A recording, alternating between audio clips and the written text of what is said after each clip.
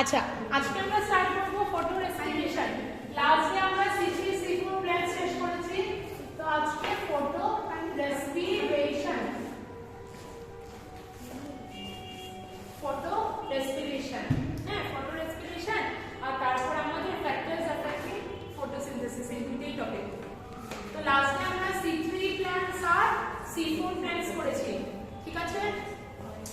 আচ্ছা দেখো, photo respiration আর normal respiration যেটা হয় এটার মধ্যে একটা ডিফারেন্স আছে, ঠিক আছে? ফটো রেসপিরেশনে আর নরমাল রেসপিরেশনের মধ্যে কি আছে? একটা ডিফারেন্স আছে। কি ডিফারেন্স দেখো, নরমাল যেটা রেসপিরেশন ক্লেন্সে এটা প্রত্যেক সেলে হয়, কন্টিনিউয়াসলি হয়। কথাটা বুঝবে, হ্যাঁ? এটা কিন্তু ফটো রেসপিরেশন, খালি রেসপিরেশন না। Photo respiration is different from respiration. কি রকম ডিফারেন্ট? রেসপিরেশন প্রত্যেক সেলে হয়, কন্টিনিউয়াসলি হয়, কোনো সময় স্টপ হয় না। যেটা normal respiration that occurs continuously in all the cells, কিন্তু ফটো রেসপিরেশন তখনই হয় যখন খুব বেশি হাই লাইট ইন্টেন্সিটি থাকে। বুঝতে পারছো আমার কথা কি বলছি? নরমাল রেসপিরেশন কখন হয়? সব সেলে হয়, কন্টিনিউয়াসলি হয়, এখন হবে তখন হবে এরকম না। Normal respiration occurs always throughout the time, বুঝেছো? Normal respiration occurs in all the cells throughout the time, কিন্তু যেটা photo respiration it occurs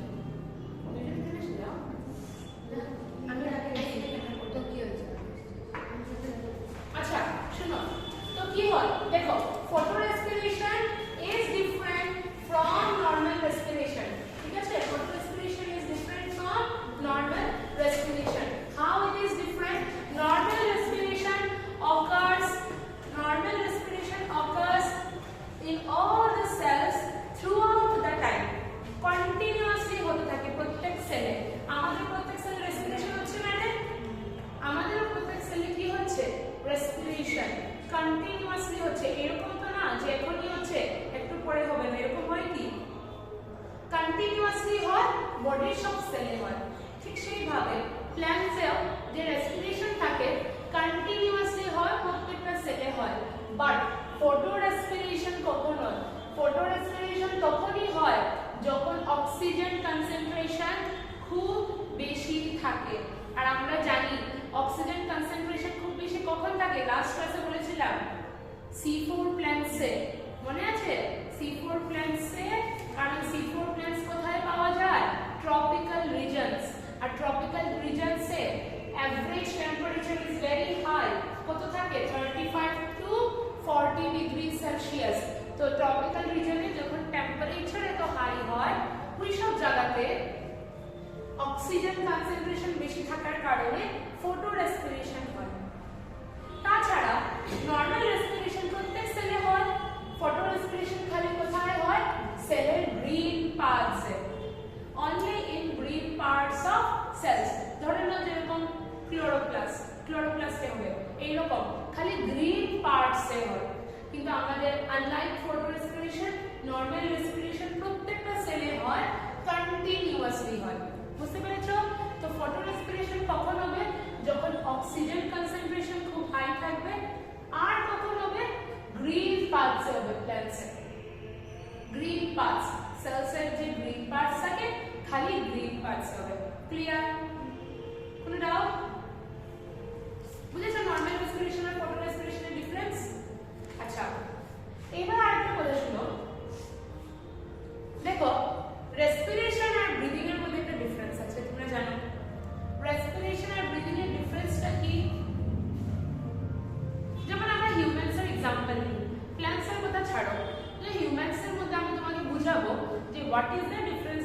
respiration and breathing. Breathing মানে কি? যেমন আমরা সবাই শ্বাস নিচ্ছি কন্টিনিউয়াসলি, শ্বাস নিচ্ছি, শ্বাস ছাড়ছি। This is simply breathing. এটা রেসপিরেশন না, এটাকে কি বলে? এটাকে বলে ব্রিদিং। আমরা শ্বাস নিচ্ছি, আমরা শ্বাস ছাড়ছি, তো এটাকে বলা হয় ব্রিদিং। যদি আমি তোমাকে বলি রেসপিরেশন কি, রেসপিরেশন হচ্ছে আমাদের বডির প্রত্যেক সেলের মধ্যে ফুড যাচ্ছে।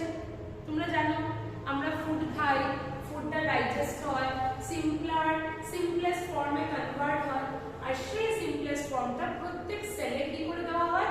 সেন্ড করে দেওয়া হয়, ঠিক না? তোমরা পড়েছো না ক্লাস 10 এ লাইফ প্রসেসেসে এলিমেন্টারি ক্যানাল দিয়ে এসে স্মল ইন্টেস্টাইনে ফাইনালি ডাইজেশন কমপ্লিট হয়, আর স্মল ইন্টেস্টাইনের মধ্যে বিলি থাকে, আর বিলির পিছনে যে ব্লাড ভেসেলস গুলো, ওই ব্লাড ভেসেলস এর থ্রু ফুড কোথায় চলে যায়? বডির প্রত্যেকটা সেলে চলে যায়। তো আমাদের প্রত্যেকটা সেলে কি পৌঁছে গেল? ফুড। ফুডটা কোন ফর্মে থাকে? ধরে নাও গ্লুকোজের ফর্মে আছে বা স্টার্চের ফর্মে। এবার এই ফুড থেকে কিন্তু আমরা ডাইরেক্টলি এনার্জি পাই না। তোমার সেলে ফুড আসলো, তার মানে এটা না যে তুমি এনার্জি পাচ্ছ। তোমার এনার্জি পেতে হলে এই ফুডকে ব্রেক করতে হবে, বুঝতে পারছো কথা? সাপোজ এটা তোমার ফুড C6H12O6, এই ফুডটা তোমার সেলে চলে গেল। সাপোজ এটা একটা সেল, এই সেলের মধ্যে তোমার এই ফুডটা চলে গেল C6H12O6, ঠিক আছে? কিন্তু এই ফুডটার থেকে কিন্তু তুমি এখনো এনার্জি পাওনি, বুঝতে পারছো কথা? এই ফুডটা জাস্ট তোমার সেলে গেল। This is the simplest digested form of food. এটা থেকে এনার্জি কোন সময় পাবে? যখন এই ফুডের ব্রেক ডাউন হবে। এই ফুডকে ব্রেক করলে পরে কি পাওয়া যাবে? এনার্জি। এই ফুডকে ব্রেক করলে পরে কি পাওয়া যাবে? এনার্জি। এনার্জি পেতে হলে তোমার এই ফুডকে কি করতে লাগবে? ব্রেক। তো রেসপিরেশনে কি হয়? এই যে আমরা যে ব্রিথ করছি, ব্রিথ করে আমরা ভিতরে কি দিচ্ছি? Oxygen gas. এই অক্সিজেন গ্যাসটা বডির প্রত্যেকটা সেলে যায়। কোথায় যায়? Every cell of our body.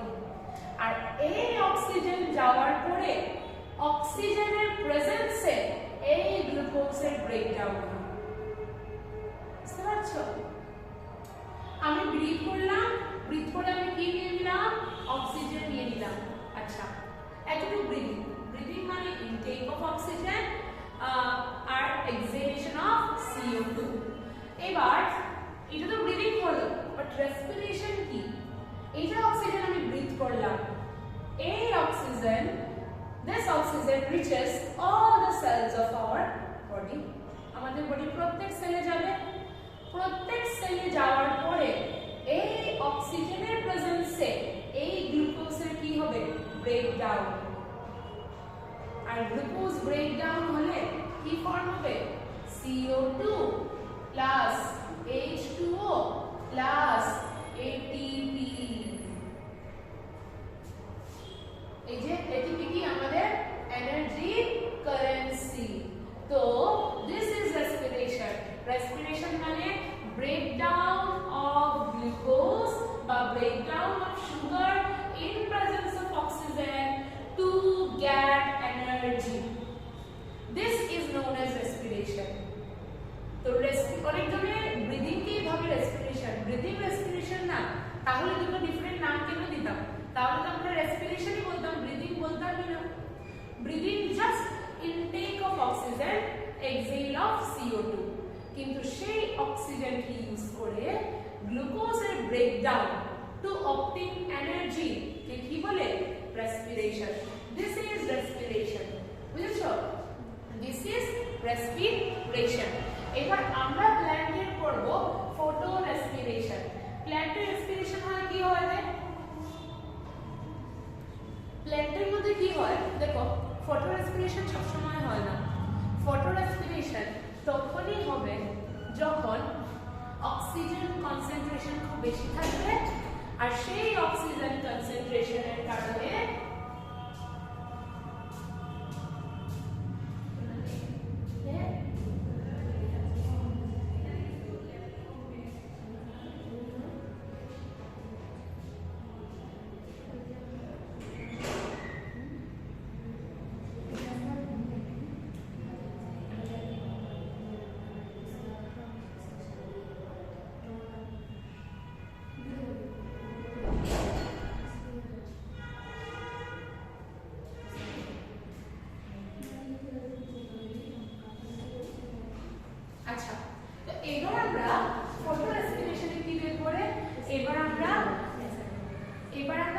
রেসপিরেশনে কি দেখব? এবার আমরা ফটো রেসপিরেশনে দেখব যে প্ল্যান্ট কিভাবে খুব বেশি অক্সিজেনের প্রেজেন্সে, আমরা জানি আচ্ছা ঠিক আছে, খুব বেশি অক্সিজেনের প্রেজেন্সে কিভাবে C3 সাইকেল না করে কিভাবে ফটো রেসপিরেশন করা স্টার্ট করে, ঠিক আছে, কিভাবে ফটো রেসপিরেশন করা স্টার্ট করে।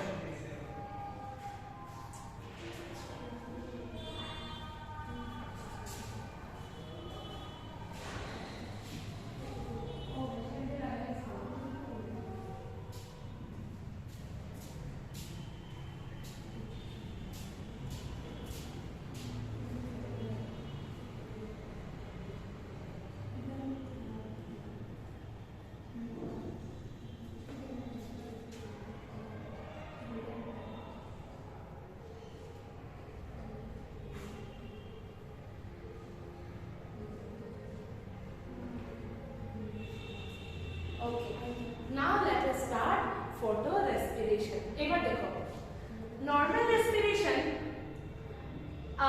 নর্মাল যেমন আমরা যখন অবধি যেগুলো C3 সাইকেল পড়লাম বা C4 সাইকেল পড়লাম সবগুলা একটাই সেল অর্গানিলে হতো, ঠিক না? এখন অবধি আমরা যেগুলো সাইকেল পড়লাম C3, C4 এগুলা কয়টা অর্গানিল মিলে হতো রে? অনলি ওয়ান অর্গানিল, যেমন ক্লোরোপ্লাস্ট। কিন্তু এখন আমরা যেটা পড়ব ফটো রেসপিরেশন, ফটো রেসপিরেশন তিনটে অর্গানিলস মিলে হয়, নট অনলি ওয়ান, তিনটা অর্গানিল মিলে হয়। কোন তিনটা অর্গানিল? It involves how many organelles? 3 organelles. কোনটা কোনটা? ক্লোরোপ্লাস্ট, তারপর peroxisome and mitochondria. Chloroplast, peroxisome, mitochondria, ঠিক আছে? ফটো রেসপিরেশন কয়টা অর্গানেলস মিলে হয়? ফটো রেসপিরেশন তিনটে অর্গানেলস মিলে হয়, ক্লোরোপ্লাস্ট, peroxisome আর mitochondria, ঠিক আছে? ক্লোরোপ্লাস্ট, peroxisome আর মাইটোকন্ড্রিয়া, এই তিনটে অর্গানেলস মিলে হয় আমাদের ফটো রেসপিরেশন। ক্লিয়ার? এই তিনটে অর্গানেলস মিলে হয় আমাদের কি? Photo respiration. কোনো ডাউট? ঠিক আছে, ওকে। নাও তো তিনটে অর্গানেলস মিলে হয় আমাদের ফটো রেসপিরেশন। এবার আমরা একটু রিক্যাপে যাই। লাস্ট ডে আমরা পড়েছিলাম রুবিস্কো, রিমেম্বার রুবিস্কো এনজাইম, মনে আছে? লাস্ট ক্লাসে পড়েছিলাম আমরা রাইবোজ বেস, কার্বক্সিলেজ, অক্সিজেনেজ। এবার আমি কি বলেছিলাম যে এই রুবিস্কোর নেচারটা কিরকম? রুবিস্কোর নেচার কি বলেছিলাম? ডুয়াল নেচার, ঠিক না? এই রুবিস্কোর নেচার কিরকম ছিল? রুবিস্কোর নেচার ছিল ডুয়াল নেচার, ঠিক আছে? রুবিস্কোর কিরকম নেচার ছিল? Dual nature. এবার ডুয়াল নেচার হওয়ার কারণে এই রুবিস্কোটা CO2 কেও বাইন্ড করতে পারে, O2 কেও বাইন্ড করতে পারে, ঠিক না?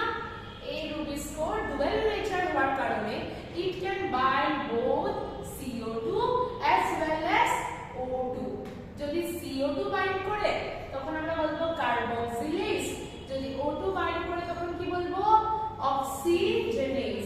বলেছিলাম না this enzyme is like that, যখন যে বেশি তখন এই এনজাইম বেশি, যেদিকে পাতলা ভারী ওই দিকে চলে যায়, মানে আর এরকম না, নট অলওয়েজ উইথ ওয়ান। যেমন আমরা C4 এ পড়েছিলাম পেপকেজ, মনে আছে? PEPcase enzyme, PEPcase is very much legal with CO2, একদম কম কনসেন্ট্রেশন হলেও পেপকেজ খালি CO2 এর সঙ্গে বাইন্ড করে, but this is not honest, this is cheater, যে বেশি ওর কাছে চলে যায়, ঠিক আছে? যেদিকে পাতলা ভারী। সো যদি CO2 এর পাল্লা ভারী থাকে কার্বক্সিলেজের মতো বিহেভ করে, যদি O2 এর পাল্লা ভারী থাকে অক্সিজেনেজের মতো বিহেভ করে, ঠিক আছে? সো আমরা লাস্টে দেখেছিলাম যদি CO2 বেশি থাকে তখন RUBP in presence of Rubisco, RUBP CO2 সঙ্গে বাইন্ড করে কি বানিয়ে নেয় বলো? C3 সাইকেলের ফার্স্ট প্রোডাক্ট কি ছিল? PGA, মনে আছে? ফসফোগ্লিসারাইড। ফসফোগ্লিসারেট একই কথা। তো যদি CO2 কনসেন্ট্রেশন বেশি থাকে তখন রুবিস্কোর প্রেজেন্সে in presence of Rubisco CO2 binds with RUBP RUBP কি ছিল কার্বন ডাই অক্সাইড অ্যাকসেপ্টর ছিল ফার্স্ট CO2 অ্যাকসেপ্টর মলিকিউল ছিল তো যদি কার্বন ডাই অক্সাইডের কনসেন্ট্রেশন বেশি হয় দেন অক্সিজেন তখন CO2 RUBP এর সাথে বাইন্ড করতে পারে আর এই বাইন্ডিংটাকে ফ্যাসিলিটেট কে করায় রুবিস্কো রুবিস্কোর প্রেজেন্সে একটা প্রেজেন্স লাগে তো এনজাইম লাগে ওই এনজাইম রুবিস্কো এনজাইমের প্রেজেন্সে RUBP কার সাথে বাইন্ড করে CO2 আর বাইন্ড করে কি বানায় PGA this is what we have seen in C3 this is what we have seen in C3 কিন্তু C4 এ কি হবে কিন্তু ফটো রেসপিরেশনে কি হবে ফটো রেসপিরেশনে অক্সিজেনের কনসেন্ট্রেশন বেশি CO2 থেকে as a result রুবিস্কো অক্সিজেনের বাইন্ডিং করাবে ঠিক আছে অক্সিজেনের ফিক্সেশন হবে and this process is known as photo respiration এবার আমরা ডিফারেন্ট স্টেপস দেখব ফটো রেসপিরেশনে হ্যাঁ এটা নোট ডাউন করে রাখো দেখো আমরা ডিফারেন্ট স্টেপস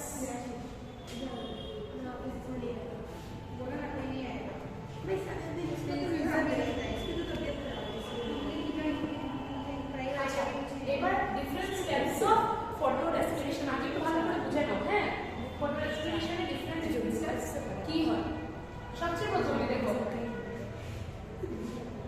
এরকম করে তিনটা সেল অর্গানিজ বানাতে লাগবে প্রথমে ক্লোরোপ্লাস্ট তারপর প্যারক্সিজোম ক্লোরোপ্লাস্ট প্যারক্সিজোম and then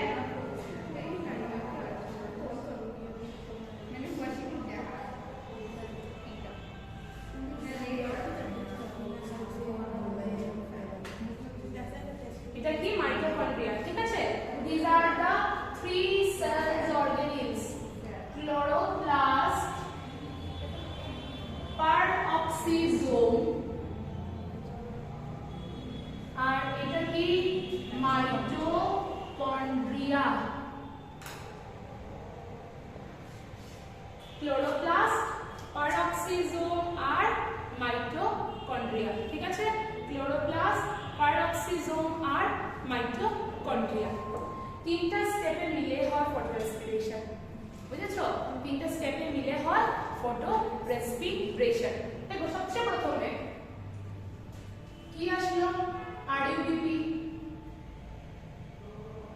এনজাইম কি আছে রুবিস্কো ঠিক আছে এনজাইম কি রুবিস্কো ঠিক আছে RUBP আসলো এনজাইম হচ্ছে কি রুবিস্কো সবচেয়ে প্রথমে এখানে কি হবে বলো তো সবচেয়ে প্রথমে আমাদের C3 সাইকেলে কি হতো C3 সাইকেলে প্রথমে PGA বলতো এখানের মধ্যে কি বলতো জানো এখানের মধ্যে বলতে ফসফোগ্লাইকোলেট বা গ্লাইকোলিক অ্যাসিডও বলা যায় তো আমরা গ্লাইকোলিক অ্যাসিড বলি বা গ্লাইকোলেট বলি একই কথা তো এখানে কি বলবে প্রথমে বলবে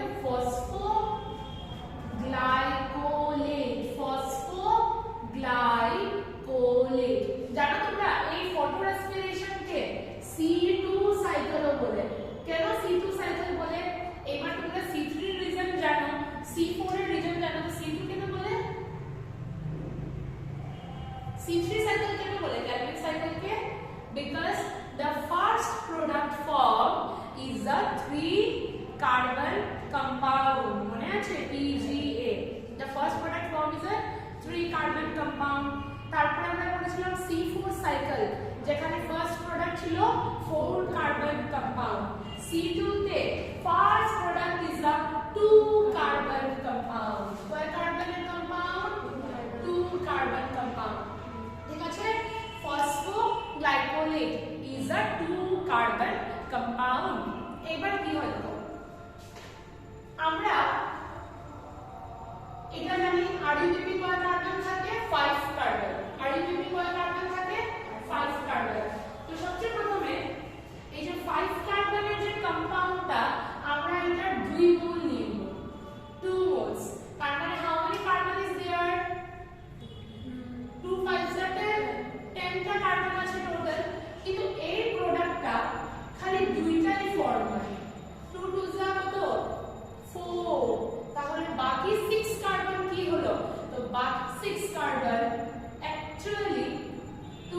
PGAও হয়।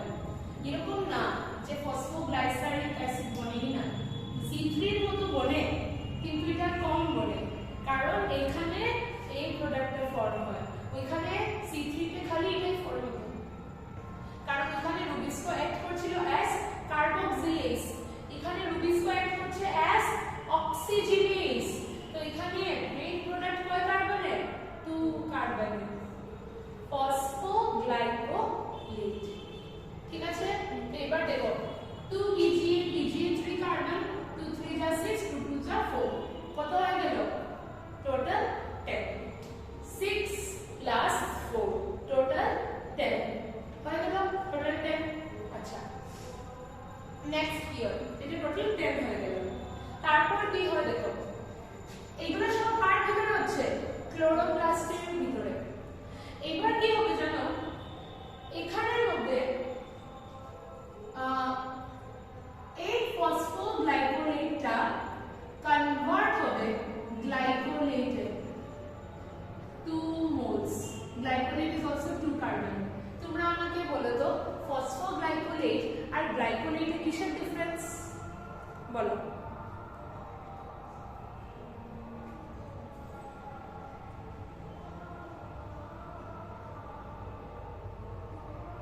বলো।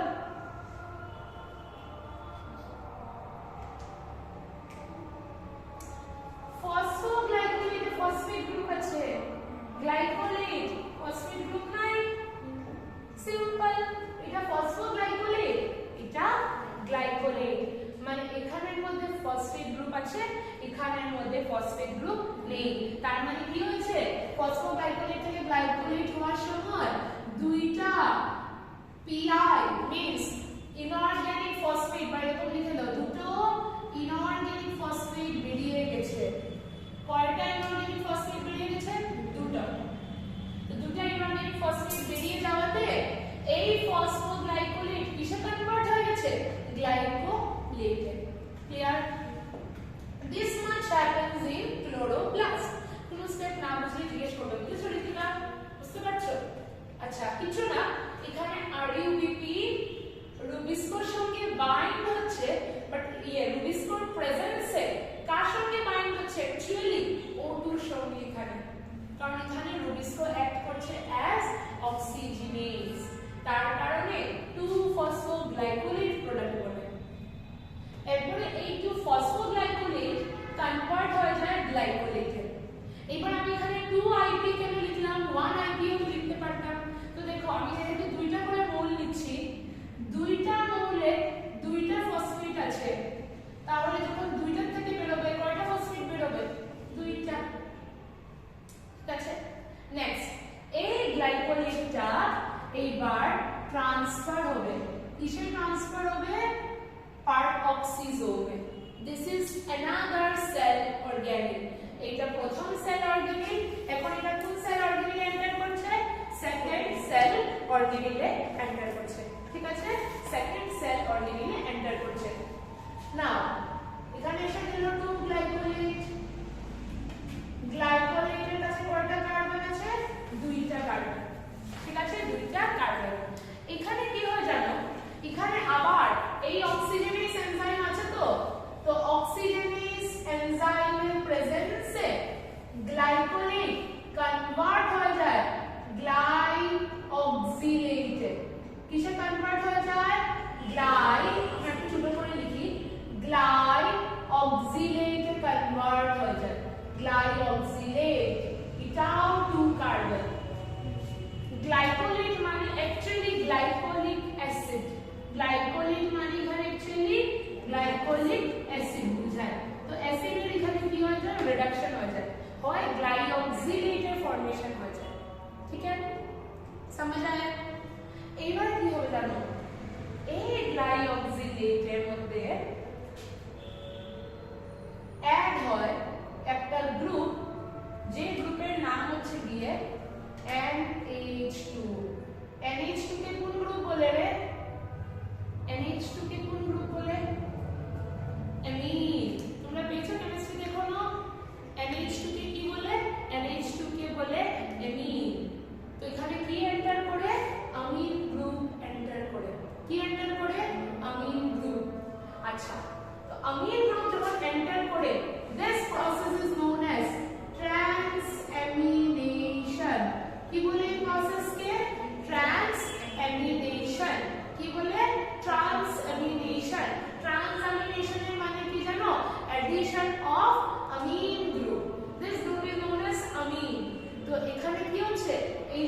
গ্লাইঅক্সিলেট, গ্লাইঅক্সিলেটের মধ্যে অ্যাড হয়, কি অ্যাড হয়?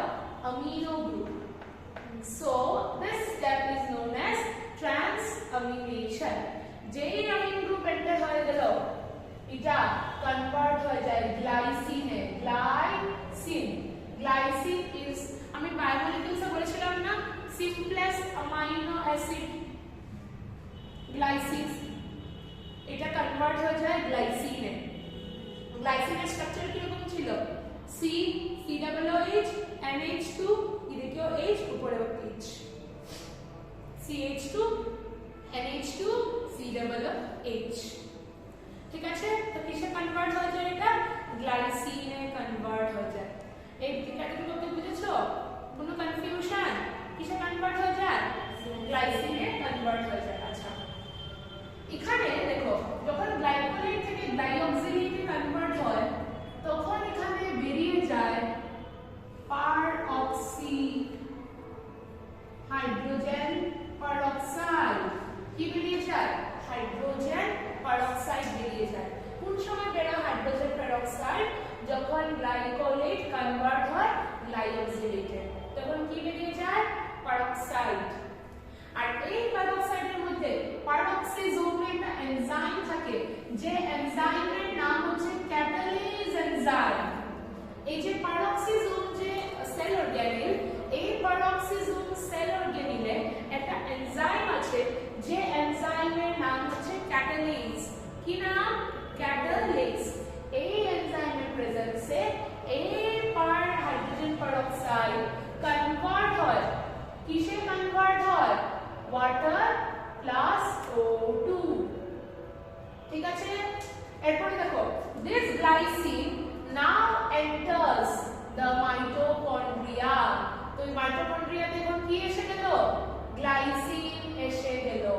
এখানে টোটাল কয়টা কার্বন আছে রে? দুটো গ্লাইসিন। একটা গ্লাইসিনে দুটো কার্বন, তো টোটাল দুটো গ্লাইসিনে মিলে টোটাল কয়টা কার্বন? 4, চারটা কার্বন।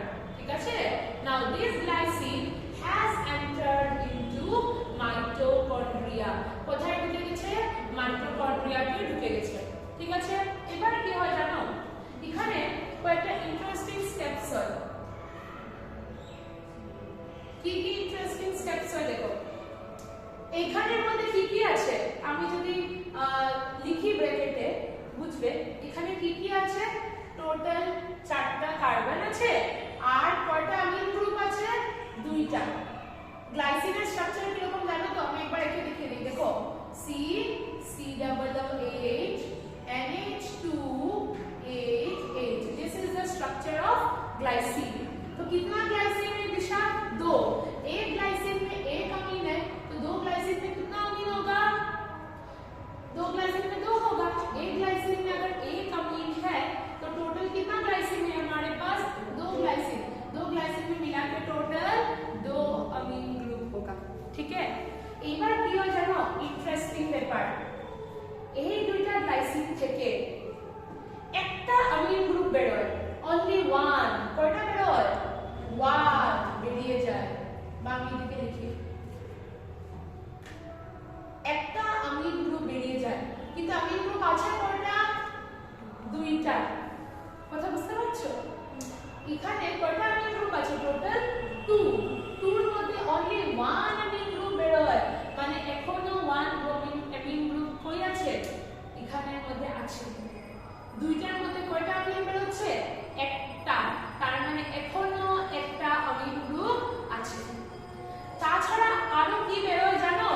তাছাড়া এখানে বেরিয়ে যায় CO2। কয়টা বেরোয়? একটা। তার মানে 4টা কার্বন আর 2টা অ্যামিন থেকে এখন কি কি থাকলো? 4টা কার্বন থেকে একটা কার্বন বেরিয়ে গেল, মানে কয়টা কার্বন থাকলো? 3টা কার্বন থাকলো, একটা অ্যামিন থাকলো। তো এইরকম একটা কম্পাউন্ডের ফর্মেশন হয়, যেটাকে বলে সেরিন। কি বলে? সেরিন। কয়টা সেরিন বনে? একটাই বনে, কারণ এই সেরিনে 3 কার্বন থাকে আর 1 অ্যামিন থাকে। তো এখানে কি হচ্ছে দেখো, এখানে CO2 বেরোচ্ছে। This step is known as decarboxylation।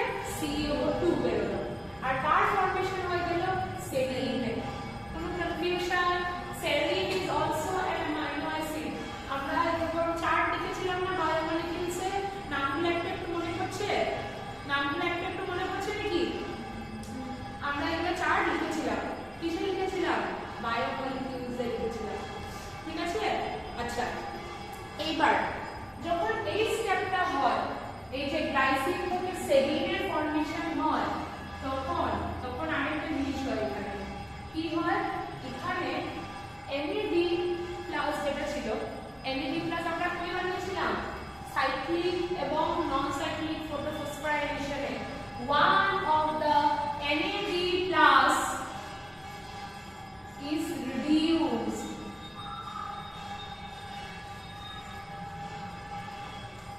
আর এই NAD শুধু আমরা কোথা থেকে পেয়েছিলাম এই যে NAD প্লাসটা ওই যে সাইক্লিক আর নন সাইক্লিক কারণ এগুলো পুরো তোমরা কিন্তু কনফিউজ হবে না দেখো সাইক্লিক আর নন সাইক্লিকের পরে ফটো রেসপিরেশন হয়ে যাচ্ছে তো কারণ এখানে অক্সিজেন বেশি C3 বা C4 হচ্ছে না তো নরমালি কি হয় যে ATP বা NADH প্রোডিউস হয় সেই ATP বা NADH ইউজ করে আমরা ফুড বানাই কিন্তু এইখানে ফুডও বানাবে না অথচ ATP এবং NAD ইউজ হয়ে যাবে তো এই প্রসেসটাকে ওয়েস্টফুল প্রসেসও বলা হয় কারণ এখানে এনার্জি ইউজ হচ্ছে NADও ইউজ হচ্ছে অথচ ফুডও হচ্ছে না বুঝতে পারছে ATPও ইউজ হচ্ছে NADও ইউজ হচ্ছে যেগুলো আমরা বানিয়েছিলাম সাইক্লিক আর নন সাইক্লিকে ফর সিনথেসিস অফ ফুড যেগুলো আমরা লাইট রিঅ্যাকশনে বানিয়েছিলাম ফর সিনথেসিস অফ ফুড সেই লাইট রিঅ্যাকশনের গুলা এখানের মধ্যে ইউজ হয়ে যাচ্ছে so this is the wasteful process ঠিক আছে এখন কি হবে দেখো এখন এই সেটিংটা এন্টার করবে একটু পরে লিখবে দাঁড়াও এই সেটিংটা কোথায় এন্টার করবে এই সেটিংটা এখন এন্টার করবে পারঅক্সিজোমে ঠিক আছে so one serine has entered এইবার কি হবে সেরিন থেকে একটা যে NH2 আছে সেই একটা NH2 বেরিয়ে যাবে সেরিনে কয়টা NH2 আছে আমি এখানে লিখে দিচ্ছি সেরিনের মধ্যে তিনটা কার্বন একটা NH2 আছে তো এই যে 1 NH2 এটাও এবার কি হবে বেরিয়ে যাবে so this NH2 goes out clear NH2 বেরিয়ে গেল যেই NH2 বেরিয়ে গেল এখানে কি হবে জানো এই যে NADH2 ফর্মেশন হয়েছে এই NADH2টার আবার অক্সিডেশন হবে এখানে কি হয়েছে রিডাকশন তার জন্য এখানে কার এডিশন হয়েছিল হাইড্রোজেনের কনফিউশন লাগবে না এখানে রিডাকশন হয়েছে না অক্সিডেশন এখানে রিডাকশন হয়েছে কেন রিডাকশন হয়েছে NAD+ থেকে NADH2 হয়েছে মানে কার এডিশন হয়েছে হাইড্রোজেনের এখানে কি হবে যে হাইড্রোজেন যেটা রিডাকশন হয়ে বলেছিল সেটার আবার অক্সিডেশন হয়ে যাবে সো কিসে কনভার্ট হয়ে যাবে NAD+ ঠিক আছে কিসে কনভার্ট হয়ে যাবে NAD+ কোনো কনফিউশন শিওর এরপরে এটা বানাবে গ্লাইসারেট কি বানাবে গ্লাইসারেট বানাবে কি রকম বানাবে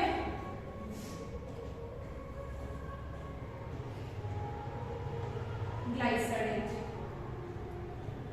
ঠিক আছে কি বানালো গ্লাইসারেট বানালো গ্লাইসারেটে কয় কার্বন কম্পাউন্ড 3 কার্বন কম্পাউন্ড এখানে মিডিল আরেকটা ইন্টারমিডিয়েট স্টেপ হয় হাইড্রক্সি গ্লাইসারেট এটা আমরা লিখলেও লিখতে পারি না লিখলেও হয় এখানে প্রথমে সিরিন থেকে হাইড্রক্সি গ্লিসারিন থেকে গ্লিসারিন বনে গেল glycerine now this glycerine returns কোথায় আসে again into the chloroplast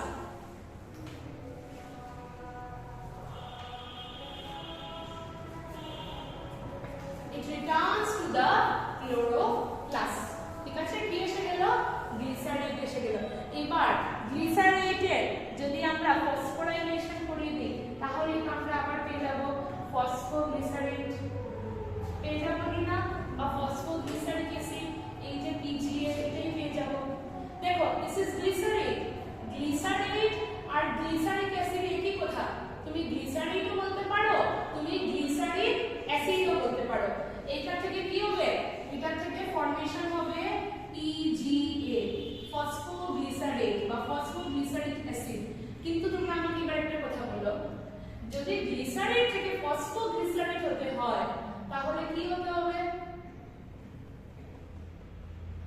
বলো তো যদি গ্লিসারেট থেকে ফসফোগ্লিসারেট হতে হয় তাহলে কি হতে